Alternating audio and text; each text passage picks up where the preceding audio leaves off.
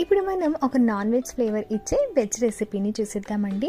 ఇది చూడటానికే కాదండి, తినటానికి కూడా భలే యమ్మీగా ఉంటుంది. ఇందుకే మన రెసిపీ వచ్చేసి వెజ్ లివర్ ఫ్రై.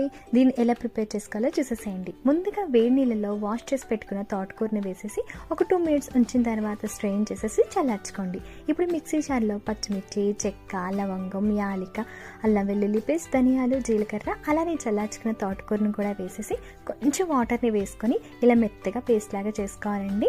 ఇప్పుడు దీనిని ఒక బౌల్లోకి తీసేసుకొని రుచికి సరిపడా కొంచెం ఉప్పు, అలానే బైండింగ్ కోసం కొంచెం శనగపిండిని కూడా వేసేసుకొని థిక్ పేస్ట్ లాగా చేసుకోవాలన్నమాట. దీన్ని ఆయిల్ రాసుకున్న ట్రేలో ఇలా చూపిస్తున్నట్లుగా స్ప్రెడ్ చేసేసుకొని ఇడ్లీ బేక్ చేసుకున్నట్లుగానే మనం స్టీమ్కి దీన్ని ఇలా ఉడికించేసుకోవాలి. ఇప్పుడు కర్రీ కోసం ప్యాన్లో ఆయిల్ వేసి ఆనియన్స్, పచ్చిమిర్చి, కరివేపాకుని చక్కగా వేయించుకున్నాక అల్లం వెల్లుల్లి పేస్ట్, టమాటో ప్యూరీని కూడా వేసి బాగా కుక్ చేసుకొని కర్రీకి సరిపడా ఉప్పు, పసుపు, కారం, గరం మసాలా పౌడర్,